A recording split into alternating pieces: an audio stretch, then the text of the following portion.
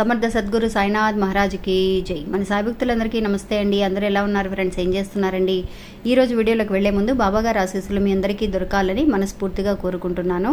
ఇంకా ఈరోజు బాబా ఏమంటున్నారు అనంటే, బిడ్డ, నేను ఈరోజు చెప్పబోయే ఈ కథని పూర్తిగా విను తల్లి.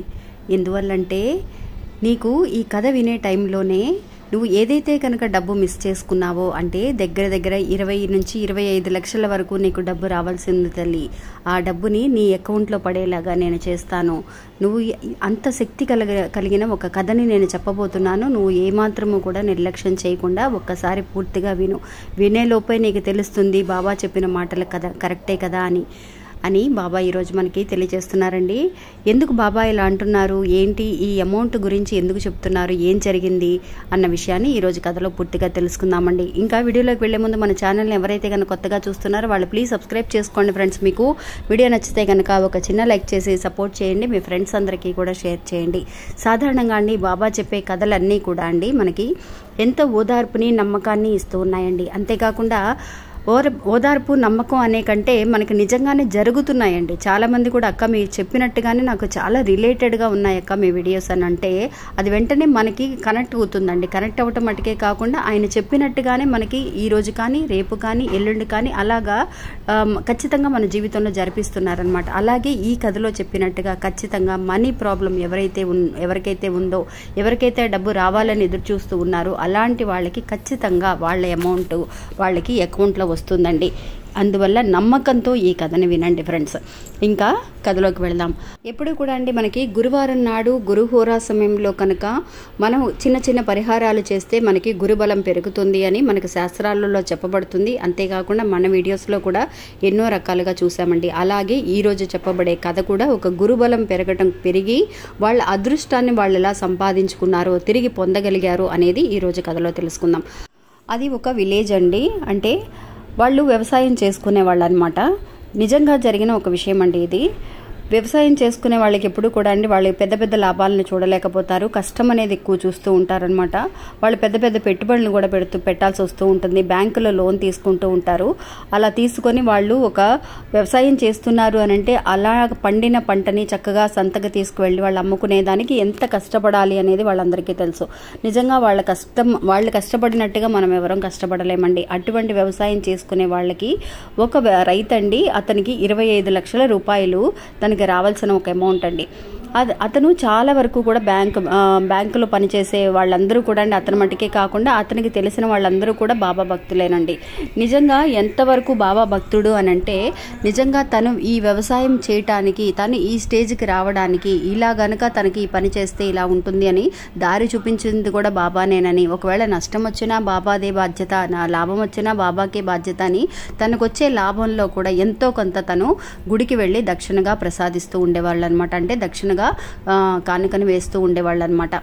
అటువంటి రైతుకి ఒకరోజు ఏమవుతుంది అని అంటే బ్యాంకు మూలంగా 25 లక్షలు తను తీసుకున్నాడండి లోన్. అలాగా 25 లక్షలు తీసుకున్న తర్వాత ఏమైంది అని అంటే తనకి అవసరమైన సామాన్లన్నీ కొనుక్కున్నాడు. చక్కగా వ్యవసాయం చేసుకుంటూ ఉన్నాడు. అలా జరుగుతూ ఉందండి. చక్కగా సాఫీగా జరుగుతుంది. కానీ ఎప్పుడైతే బ్యాంకులోంచి మనకి డబ్బు తీసుకున్నామో ఆ డబ్బు అనేది మనం టైంకి కట్టేస్తూ ఉండాలి. అంటే ఎంతో కొంత జమేస్తూ ఉండాలి, లేదంటే వడ్డీ అయినా కట్టాలి. కానీ ఇతని పరిస్థితి ఎలా ఉంది అని అంటే తనకు వచ్చిన ఆదాయం అనేది తన ఖర్చులకి, ఇంట్లో తినడానికి మటుకే తనకు కరెక్ట్గా ఉందండి. తనకి ముగ్గురు పిల్లలు కూడా ఉన్నారు. అందువల్ల వాళ్ళని చదివించుకోవటం, వాళ్ళ భోజనానికి సరిపోతుంది. ఒక్కొక్కసారి పంట బాగా పండినా కూడా పెద్దగా ఆదాయం మిగలటం లేదు. అతను తీసుకున్న డబ్బుని ఎలా జమ వేయాలి, ఎలా కట్టాలని ఒక ఆలోచన అనేది తనకి చాలా బాధ అనిపించిందండి. ఎప్పుడు కూడా మనందరం ఆలోచిస్తూ ఉంటాము, ఒక అప్పు తీసుకునే ముందు ఉన్నంత ధైర్యం అనేది అప్పు కట్టేటప్పుడు మనకి చాలా ధైర్యంగా ఉంటాం, మనం కట్టేసేయచ్చు ఎలాగైనా అని చెప్పి. ఆ తర్వాత కొంచెంగా మనం కట్టినా కూడా అండి ఆ తర్వాత ఏమో వడ్డీ మటుకే కట్టగలుగుతూ ఉంటాం, అసలు కట్టలేని పరిస్థితి ఉంటుంది. అటువంటి సమయంలో వడ్డీ పెరిగిపోతుంది, ఏం చేయాలి అని చెప్పేసి మదన పడుతూ ఉంటాం. సరే అని అతను కొంచెంగా జమేసుకుంటూ వద్దామని చెప్పేసి అనుకుంటూ ఉంటాడండి. ఎప్పటికప్పుడు కట్టిన డబ్బులు కడుతూ ఉంటాడు. అయినా సరే మళ్ళీ వడ్డీ పెరుగుతుంది. అలాగా ఆ అమౌంట్ మటుకు అలాగే నిలబడిపోతుందండి. ఒక 50,000 ఒక 60,000 మధ్యలో కడుతూ ఉన్నా కూడా 20 నుంచి 25 లక్షల వరకు కూడా అతనికి అమౌంట్ బ్యాంకులో అలా నిలబడిపోయి ఉంటుంది. చాలా భయం వేస్తుంది. అయ్యో ఆదాయం లేదు. బ్యాంకు వాళ్ళు కూడా లెటర్ పంపిస్తారు, మీరు అసలు అనేది ఏమీ కట్టలేదు, వడ్డీ మటుకే 3 సంవత్సరాల నుంచి వడ్డీ మటుకే కడుతున్నారు అని చెప్పి. ఇంకా అలా ఉండేసరికి ఇంకా భయం అండి, ఏం చేయాలనేది మనకు అర్థం కాదు.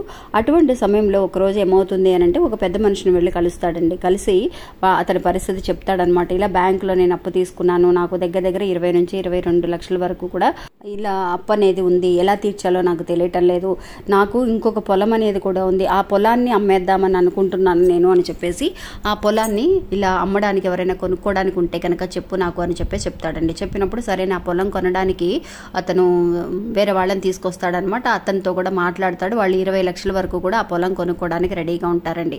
ఎప్పుడైతే అతను అడ్వాన్స్ మట్టుకే తీసుకుంటాడండి, 1 లక్ష 2 లక్షలు అడ్వాన్స్ తీసుకుంటాడు, రిజిస్ట్రేషన్ చేసేస్తారు. వాళ్ళ అమౌంట్కి వాళ్ళ అకౌంట్కి మిగతా అమౌంట్ అంటే 1 లక్ష 2 లక్షలు తీసుకున్న తర్వాత అయినా మిగతా అమౌంట్ అయినా వాళ్ళ అకౌంట్లోకి రావాలి కదా. అలా రావడానికి వాళ్ళు ఏం చేస్తారంటే రిజిస్ట్రేషన్ ముందే వాళ్ళని నమ్మి, అంటే అది ఒక విలేజ్ కదండి, అందువల్ల మోసం చేయరు వీళ్ళని చెప్పేసి అతను ఏం చేస్తాడు అని అంటే అతనికి రిజిస్ట్రేషన్ చేసి ఇచ్చేస్తాడనమాట. వాళ్ళు ఏం చేస్తారు అని అంటే వాళ్ళ డబ్బులు బ్యాంకులో వేయటానికి కోసం రిజిస్ట్రేషన్ చేశారు, వాళ్ళ పొలం కూడా సొంతం చేసుకున్నారు, ఇంకా ఆ డబ్బులు మటుకి అకౌంట్లో వేయడానికి లేట్ చేస్తున్నారండి. లేట్ చేస్తూ ఇలా చేస్తూ ఉంటే అతను బ్యాంకులో కట్టడం కోసమే అతను ఇంకొక పొలాన్ని లాభం రావట్లేదు అని చెప్పేసి పొలం అమ్మేసి అయినా సరే డబ్బులు కడదామని అనుకుంటాడు. కానీ ఆ పొలం అమ్మినా కూడా అతనికి డబ్బులు అనేది రాలేదండి. రాకపోయే సమయంలో ఒకరోజు ఏమవుతుంది అంటే బాబా గుడికి వెళ్ళి బాబా దగ్గర చెప్పి ఏడుస్తాడండి. బాబా నాకు ఏం దారి అనేది చూపించండి బాబా, మీరు ఇంతవరకు కూడా మీరు ఏ దారి చూపించినా కూడా అంతా మీ దయ అన్నట్టుగా నేను వెళ్ళిపోతూ ఉన్నాను, నాకు ఇప్పుడు పొలం అమ్మిన డబ్బులు నాకు రావట్లేదు బాబా, నేను ఏం చేయాలో నాకు తెలియటం లేదు అని చెప్పి అక్కడ గుడిలో ఉన్న పూజారి అండి అతనికి ఒక సలహా ఇచ్చాడనమాట. నాయనా, నువ్వు గురువారం నాడు గురుహోరా సమయంలో నువ్వు ఇలా చేస్తే కనుక నీకు గురుబలం అనేది పెరిగి నీకు రావాల్సిన డబ్బులు నీ అకౌంట్లో పడతాయి అని చెప్పి. నిజంగా అండి అతను అక్కడ దేవుడి దగ్గరికి వెళ్ళి దండం పెట్టుకోవడం అనేది తెలుసు. ఇలాగా గురుబలం ఏంటి, ఇలా ఆ రోజు మనం ఏం చేయాలి, గురుబలం సమయంలో అంటే గురు హోరా సమయంలో మనం ఇలా చేస్తే ఇలా ఉంటుందనే విషయం అతనికి ఏమీ తెలియదండి. చిన్న చిన్న గుళ్ళే కదా అక్కడ, మామూలుగా పెద్దగా గుడికి వెళ్ళడం అలాగా అనేది ఎక్కువగా తెలియదు అతనికి. అప్పుడు ఆ రోజు ఎప్పుడు చూడని పూజారిని అతను చూస్తాడండి. చూసేసరికి అయ్యా మిమ్మల్ని ఎప్పుడు చూడలేదే, మిమ్మల్ని చూడడానికి కొత్తగా ఉన్నారే, మీరు కొత్తగా వచ్చారా అని అంటే అది నిజంగానే అది బాబానేనండి, ఆ వేషంలో వచ్చింది బాబానే అతని దగ్గరికి వచ్చి నిజంగా చెప్పినట్టు అనిపించిందండి. ఆయన ఏం చెప్పారు అని అంటే నిజంగా గురువుకి మనకు సంబంధించిన ఒక విషయం ఏంటి అని అంటే గురు హోరా సమయంలో ఎప్పుడు కూడా మనందరము చేయవలసిన ఒక విషయం, ఎవరికైనా డబ్బులు మన పెండింగ్లో ఉన్నా కూడా మన డబ్బులు మనకి రావాలి అని అంటే గురువుకి సంబంధించిన ధాన్యం ఏంటి అని అంటే కనుక ఈ శనగలండి, తెల్ల శనగలు ఉంటాయి కదా మనకి, చెన్న అని కూడా అంటారు వీటిని. అలాంటి ఒక గురువుకి ఇది ఒక మాలగా చేసి, అంటే మనం ఏం చేయాలి అని అంటే ఒక 27 శనగలు కానీ లేదంటే కనుక 54 శనగలు కానీ 108 శనగలు కానీ తీసుకొని కరెక్ట్గా లెక్క ప్రకారము తీసుకోవాలండి, లెక్క మటుకు తప్పకూడదు. ఒక చిన్న బాబా గుడికి వెళ్ళి దానం చేసే వాళ్ళైతే కనుక 108 శనగలతో మాలని చేసి గుళ్ళో సమర్పించినా సరే, లేదంటే మన ఇంట్లో చిన్న విగ్రహం ఉన్నా కూడా ఆ విగ్రహాన్ని బట్టి మనం ఎన్ని శనగలు కావాలో చూసుకొని, అంటే ఆ హైట్ని బట్టి మనం ఒక 27 కానీ లేదంటే 54 కానీ 108 కానీ అలా మనం చేసుకుంటూ మనం మాల కనుక చేస్తే, అంటే కొన్ని శనగలు మనం ఇప్పుడు మీరు రేపు గురుహోరా సమయంలో మీరు చేయాలని అనుకుంటున్నారు అనుకోండి, ఈరోజు రాత్రికి ఈ వీడియో చూస్తున్నారు అనుకోండి, కొన్ని శనగలు మీరు ఇంట్లో ఉంటే కనుక నానబెట్టుకోండి ఫ్రెండ్స్. నానబెట్టేసేసి అవి ఏం చేస్తారు అని అంటే రేపు సాయంత్రం పూట అక్క ఇప్పుడు మా ఇంట్లో లేవు మీరు పొద్దున్న తెచ్చుకోవచ్చు అంటే రేపైనా తెచ్చుకోవచ్చండి. మనం చేసేది సాయంత్రం పూట.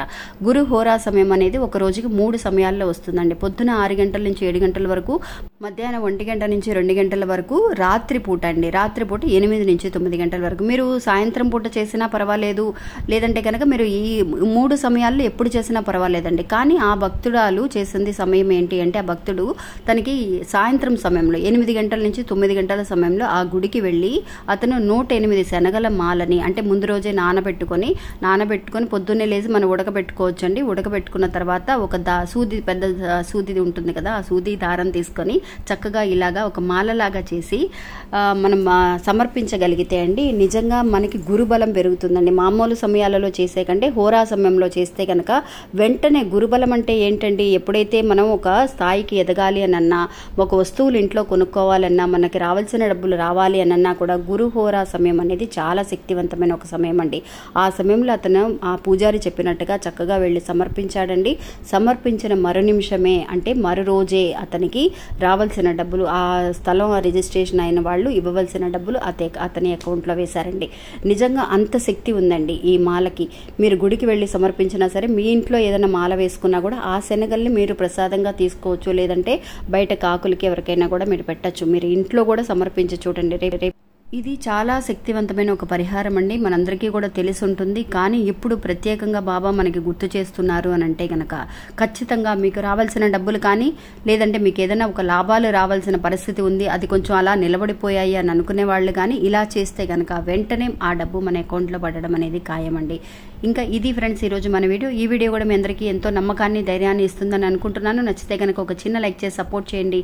మీ ఫ్రెండ్స్ అందరికీ కూడా షేర్ చేయండి. మళ్ళీ ఇంకొక వీడియోలో మళ్ళీ కలుస్తాను. అంతవరకు సెలవు. నమస్తే. ఓం సాయిరామ్.